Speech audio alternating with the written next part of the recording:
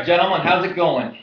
Our week 1 winner payout was Josh for total running back points with Kevin Smith, Matt Forte, and then Jarvis Green Ellis. We had 2 very close games this week, with Log Jamming edging out Wet Spots by a total of 3 points, and the Neckbeard scoring 160 points, just outscoring Team Bullshit at 157.9 by 2.1 points. Those were our 2 high scores of the week, and Neckbeards just edged them out. All 6 teams with the top 6 picks all won, with none scoring less than 110 points. We'll just have to see how valuable those top 6 picks were. We had 1 trade this week. Log Jammin' traded for Donald Brown and Alfred Morris from Carl for Kenny Britt and Ben Tate. Our week 2 matchups this week are the Neckbeards versus the Roman Helmets. The Neckbeards were our top scoring team. The Helmets were our 2nd lowest scoring team this week. Our other matchup is Log Jammin' versus Meat Wagon. Meat Wagon just lost his number 2 overall pick this week in Fred Jackson, and Log Jammin' just added 2 running backs. Sexual Napalm versus Purple Love Boat. Sexual Napalm needs to do something about Michael Turner. Draft him here in the 2nd round, and it turns out he could have waited all the way probably to about here before he drafted him. Our other matchup is Tebow My Fleener versus Barmet Poontang. Blake has the top 16 players in fantasy football this year, so he should be unstoppable this year. All you have to do is ask him, all these guys, top 16.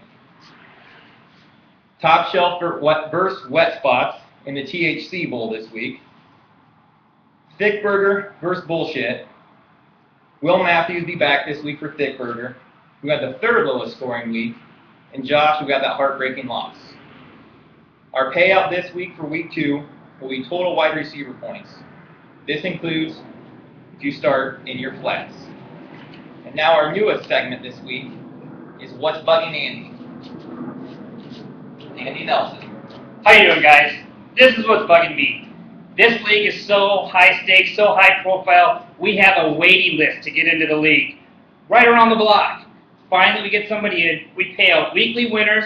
We pay out the loser. And that's what's bugging me. The toilet bowl loser.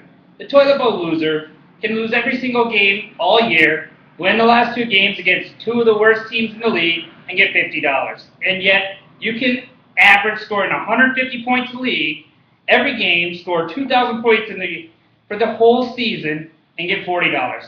So that's what's bugging me. You get paid more to lose and beat losers than to draft well, manage well, and score more points. So that's what's bugging me this week, pal. Thanks, Andy. You're welcome. Now that you got that off your chest, who's your biggest fantasy overachiever this week? The fantasy overachiever is someone, of course, the Dilts is going to stake claim to, is Stephen Hill of the New York Jets. He's a wide receiver from Podunk University, South Carolina, I think. And he got 2 touchdown passes for the Jets.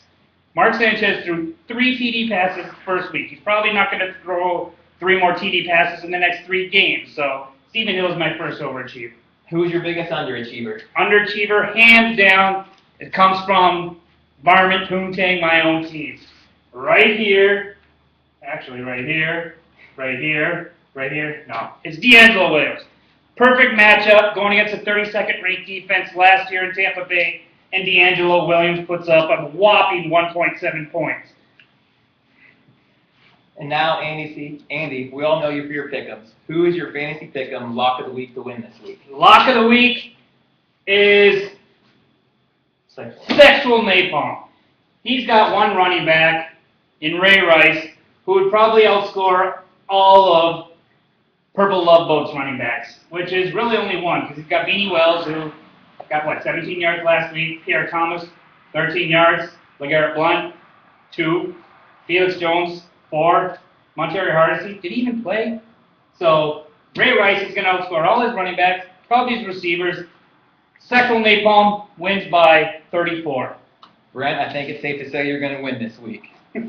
Guys, don't forget about our chat room. It's most active on Thursday, Sunday, and Monday nights. That's where you need to go in there to get the trade rumors swirling. Thursday night is Packers versus Bears. Good luck. See you guys there.